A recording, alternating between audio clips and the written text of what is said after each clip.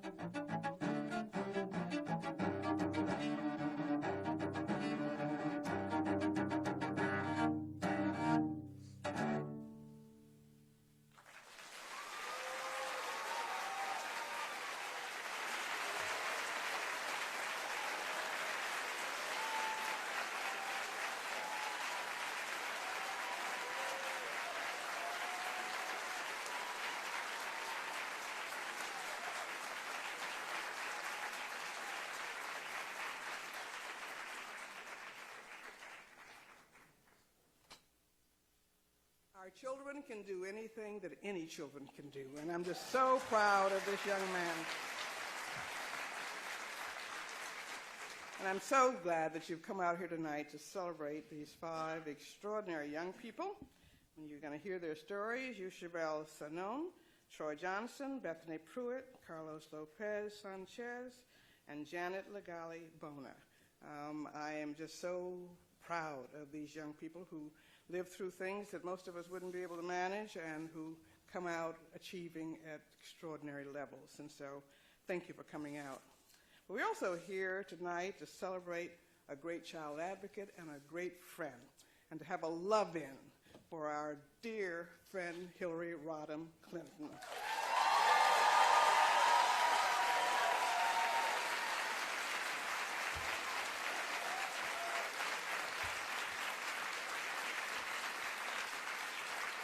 I am so proud of her in so many ways. I've probably known her longer than anybody that was not her sibling or growing up with her in Chicago. And I remembered when I saw him recently, I've known Hillary Clinton longer than Bill Clinton has known her. So we go back a very long way. And she has made such a difference in the life and the development of the Children's Defense Fund and of our child advocacy movement. I first heard of her when she hit Time magazine challenging Senator Ed Brooke, the Democratic senator from Massachusetts, on his pro-war stance in the Vietnam War. And my first instinct after reading that, I said, boy, I sure want to get to know her. So we called up, Peter and I and Vernon Jordan, and we asked her to come out to the League of Women Voters Conference in Ohio, and that was the beginning of a long friendship. She then went off that fall after Wellesley to the Yale Law School, and I went up to speak there, and she came. And she came up to me afterwards and said, I'd like to come work for you for the Washington Research Project. And I said, you can come, but I haven't got any money to pay you. You'll have to find your own money. And she did, and she has always been able to figure out how to get done whatever had to be done. And I've always appreciated her for that. And she always did whatever was necessary. And she always did it very well. I think that first summer of internship, she went down to pretend to be a parent to investigate a private white academy down south. Sent her a second summer where she came as an intern to go down and look at the conditions of children living in migrant camps. She did it well. And when she got out of law school, she said, I'd like to come work. We were just, at that time, involving the Children's Defense Fund from the Washington Research Project, and she came. And you know how badly we pay all of you who work at the Washington Research Project and at the Children's Defense Fund. But she came to Cambridge and was a staff attorney. And our first mission was to figure out, after we'd read a local Boston report on children out of school in Boston, whether this was a national problem. And we looked at the census data, and we saw that there were 2 million children not enrolled in any school in America, and that 750,000 were between 7 and 13 years old, but it didn't tell us why these children were out of school. And so we knocked on thousands of census doors, and Hillary went to New Bedford, knocking on doors as we all did, and it just says you have to go behind the data systems out to the people to knock on doors and get to know them. And that's 750,000 children between 7 and 13, as well as a large portion of the older children were disabled children. And we didn't have at that time a federal right to education for disabled children. And so that was our first big legislative victory, but all of us knocked on doors, and Hillary knocked on doors. And I've just been very pleased at her follow-up. But then she said, to my shock, that she was going to go down to Arkansas after being on the inquiry, that she was working at the Senate Inquiry Committee, impeaching the president. But then she was going to go down to Arkansas with this fellow I'd never heard of. And but she did. But when she went to Arkansas, she started the Arkansas Local Child Advocacy Group for Families and Children, and she stuck with that for many years. She then became a member of the board of the Board of Trustees of CDF, and then she became chairman of the board of CDF. And then she, when she became First Lady, she resigned from that board. But I just have loved the staying power, the persistence of commitment that she has reflected for children and families left behind all of her adult life, and I'm very grateful. And I loved it in 1992 when she came to Washington with President Bill Clinton. The first thing they did was they came to a Beat the Odds in 1992 to celebrate young people like these tonight who had been beating the odds. And then she, as First Lady, began to work together on immunizations and on CHIP and on all the things that our children need to get ready for school. And so she became, in 2000, 2008, the first former First Lady after she went through her stint in the White House, to run for political office in New York.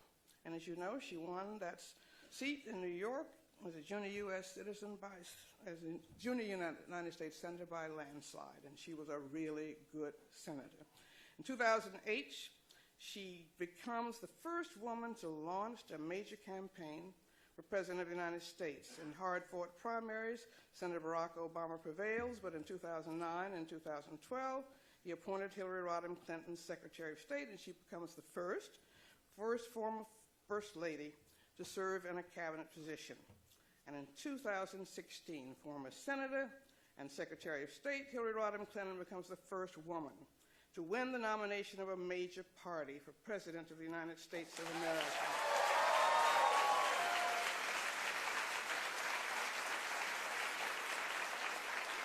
And to win the popular vote in the general election. So we're going to say she is the people's president. And as of the most recent count, 1,221,480 have said she's our president, and she is our president. And I want to just thank her because my two granddaughters are here tonight, and because of all the past she has paved for them. One of the days, soon, your daughter and my daughter and our granddaughters are going to sit in that Oval Office, and we can thank Hillary Rodham Clinton for that. So I am delighted to have her come and share this evening and to let her know that we love her and that we appreciate all the hard work that she has done, and to say it is not going to be for naught, that she is our president for the people. Thank you. Hillary?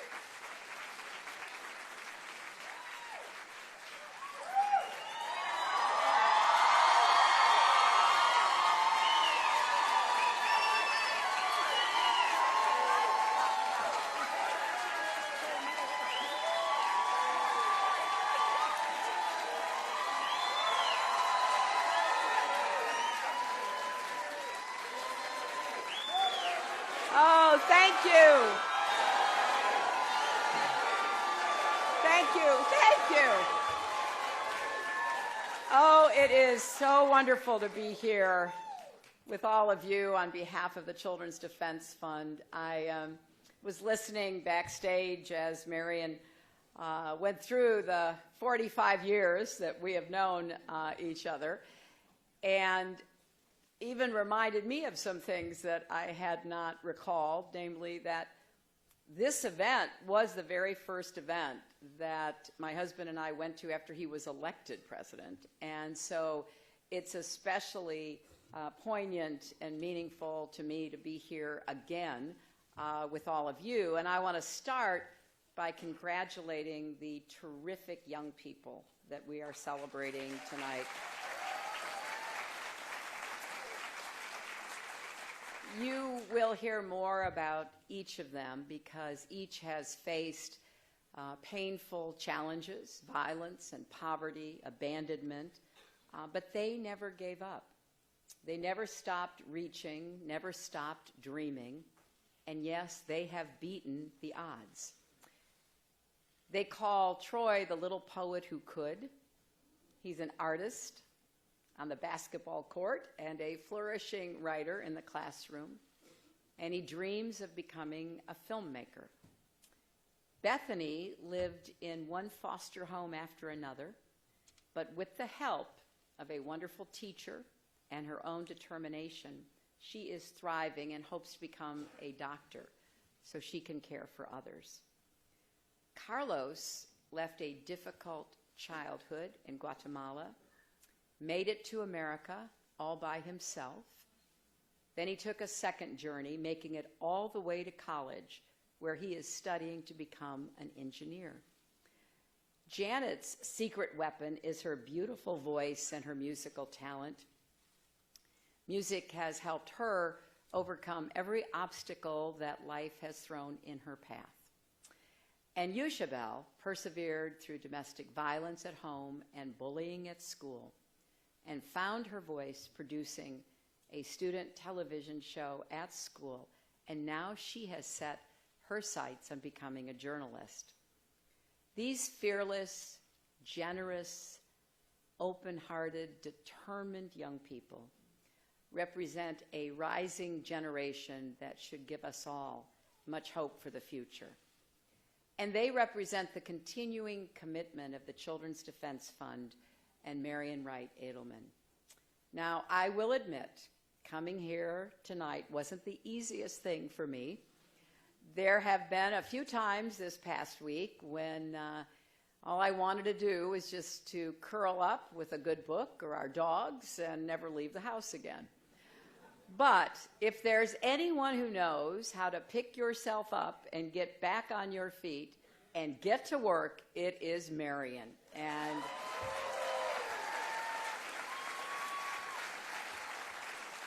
she has been doing it all her life, and she has been helping the rest of us do it too. I am as inspired by Marian today as I was the first time I met her 45 years ago. And she told the story. I was a young law student. I had lots of hopes and expectations about what a law degree would enable me to do. I had the words of my Methodist faith ringing in my ears: do all the good you can for all the people you can in all the ways you can, as long as ever you can. And she was the crusading legal activist, also a graduate of Yale Law School. And she was translating her faith into a life devoted to children's service and social justice. Observing that, being part of that, is one of the greatest gifts anyone has ever given me. Because I often thought about Marian's journey, about the stony roads she walked, the bitter rods she endured, and how she never lost her faith and kept her eyes on the prize. I think of her taking the bar exam in Mississippi, the first black woman ever to do so, and then opening offices for the NAACP and a Head Start program for children who desperately needed it. I think of her with Robert Kennedy in a tiny shack in the Delta, opening his eyes to the realities of poverty in America. I think of her with Dr. Martin Luther King Jr., starting the Poor People's Campaign and dreaming of an America of equality and opportunity. You have to look at Marian's life and ask, how did she beat the odds when so many gave up the hopes of those early days?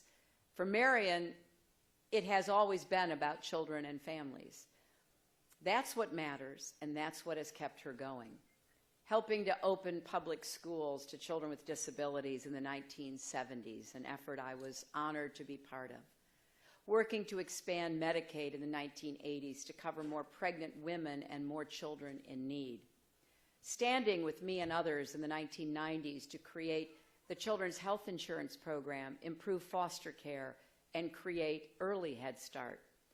Fighting in recent years to build a bipartisan movement to dismantle the school-to-prison pipeline and reform our criminal justice system, especially for juveniles, and spending countless hours mentoring and training the next generation of leaders and activists at Haley Farm.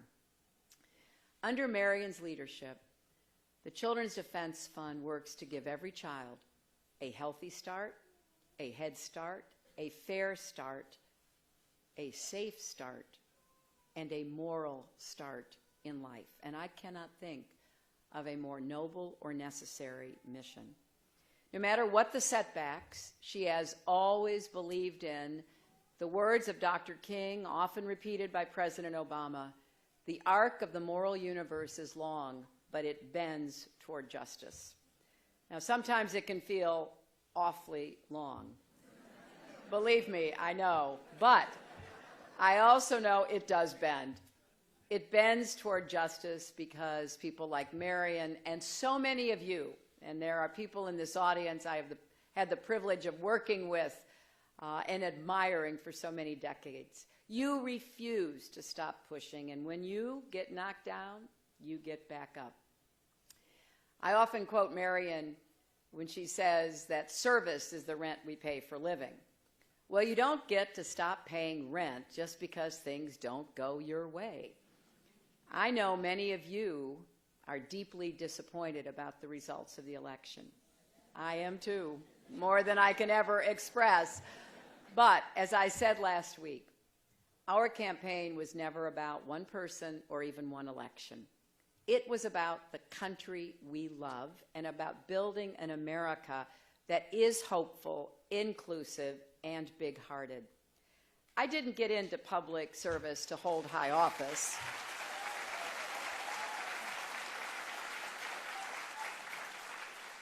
45 years ago, that would have seemed an absolute, incredibly wrong-headed view. But I did decide to be an activist, to use my law degree to help kids. Every child deserves to have the opportunity to live up to his or her God-given potential. And I believe the measure of any society is how we treat our children. And as we move forward into a new and in many ways uncertain future, I think that must be the test for America and for ourselves. Despite the progress, and we have made progress under President Obama, more than 31 million children still live at or near poverty in America. And I hoped to have had the opportunity to build on the progress that President Obama has made, because I know that we are stronger together when we are lifting each other up. And let's be clear, when I talk about children in or near poverty, this isn't someone else's problem. These aren't someone else's children. This is America's problem because they are America's children. Child poverty isn't just an urban challenge or a Black or Latino challenge, although children of color continue to suffer disproportionately from high rates of poverty. But make no mistake, there are poor children of every race and ethnicity. 3 out of every 10 white children in America are at or near poverty. That is more than 11 million kids. And when you add in 11 million Latino children, more than 6 million Black children, 1.5 million Asian and American Indian children, nearly 2 million children of 2 or more races, the scope and scale of this challenge becomes clear. Poor children live in every state and every congressional district, so they deserve the attention and efforts of every one of our representatives and leaders. And the measure of success must be how many children and families climb out of poverty and reach the middle class. We know what works to support kids and give them opportunities to succeed. Parents need good paying jobs, affordable quality health care and child care, to have help balancing the demands of work and family. Communities need investments that lift families up, not neglect that lets them fall further behind. There are millions of children who will go to school tomorrow in classrooms with crumbling ceilings, empty bookshelves, and walls covered with mold. There are children in places like Flint, Michigan, drinking water poisoned by lead. And children all over our country face the daily danger of gun violence. We have to ask ourselves, what are we doing to give them the safe and healthy lives they deserve? There are also children who are afraid today, like the little girl I met in Nevada who started to cry when she told me how scared she was that her parents would be taken away from her and be deported. No child should have to live with fear like that. No child should be afraid to go to school because they're Latino or African American or Muslim or because they have a disability. We should protect our children and help them love themselves and love others. So, there's a lot of work to do. As long as any child in America lives in poverty, as long as any child in America lives in fear, as long as any child, not just here, but in the world, faces these challenges, there is work to do. Girls as well as boys in every country, on every continent, deserve that chance to fulfill their own potential. And it is going to take all of us doing our part. I wrote a book 20 years ago called It Takes a Village, and a lot of people asked, what the heck do you mean by that? Well, I meant what CDF has represented and understood from the beginning. None of us can raise a family, build a business, heal a community, or lift a country by ourselves. We have to do it together. So I urge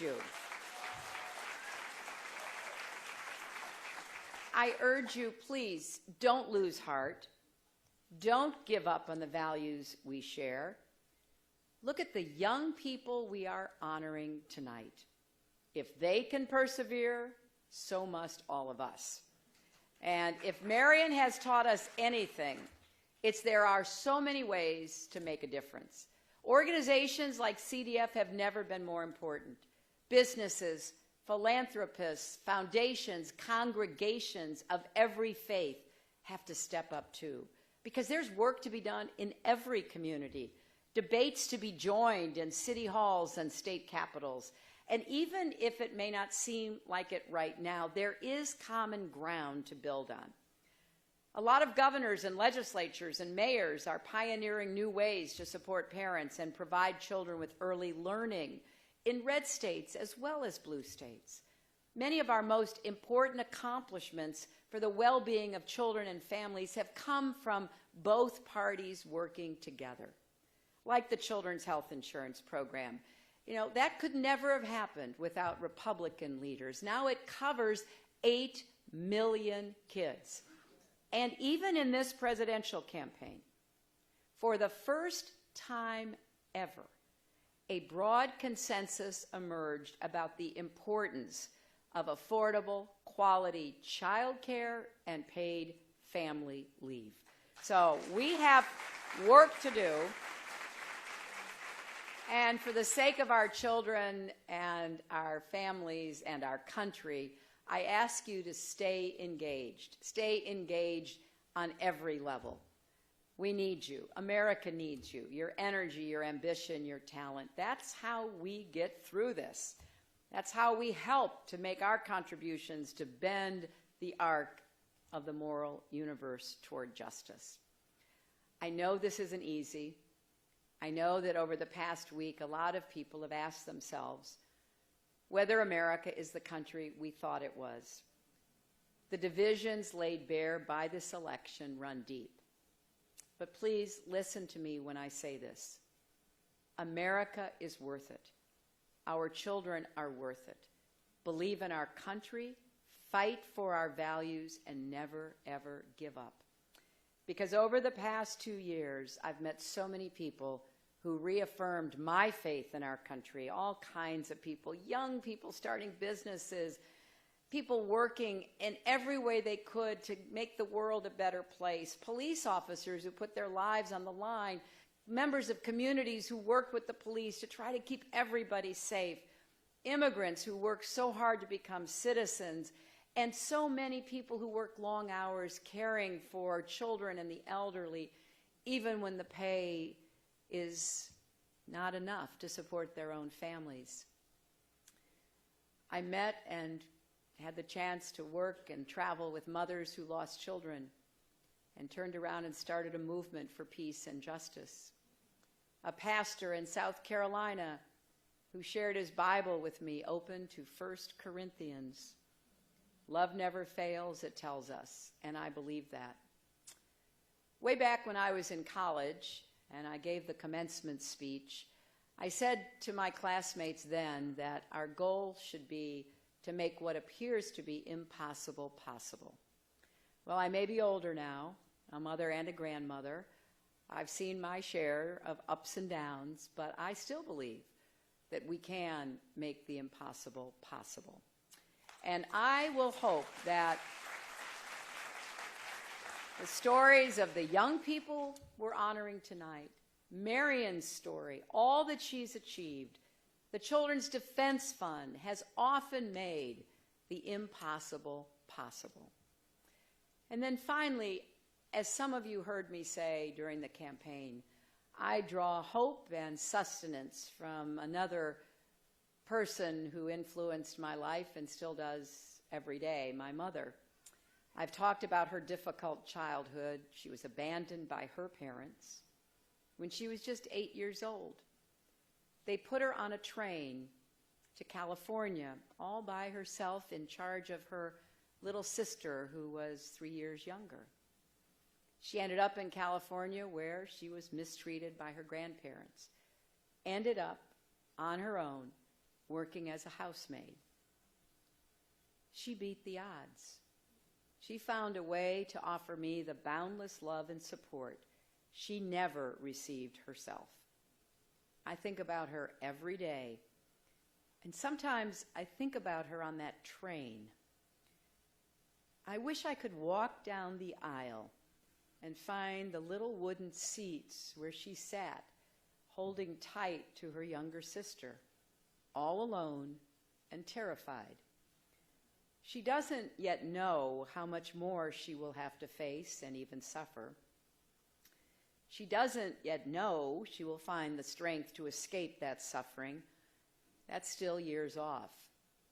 Her whole future is unknown, as it is for all of us, as she stares out at the vast country moving past her.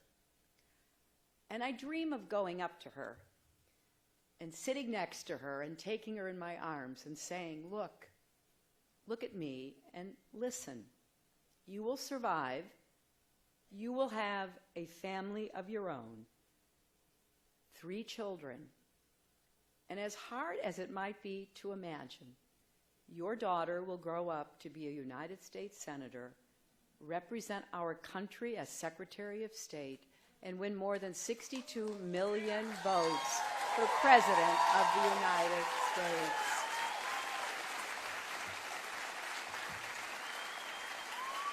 Now, I can't, and you can't go back in time and hug all those children that preceded us, but we can do that now. We can reach out to make sure every child has a champion, because I am as sure of this as anything I have ever known. America is still the greatest country in the world. This is still the place where anyone can beat the odds. It's up to each and every one of us to keep working to make America better and stronger and fairer. Thank you. God bless you, and God bless the work of the Children's Defense Fund.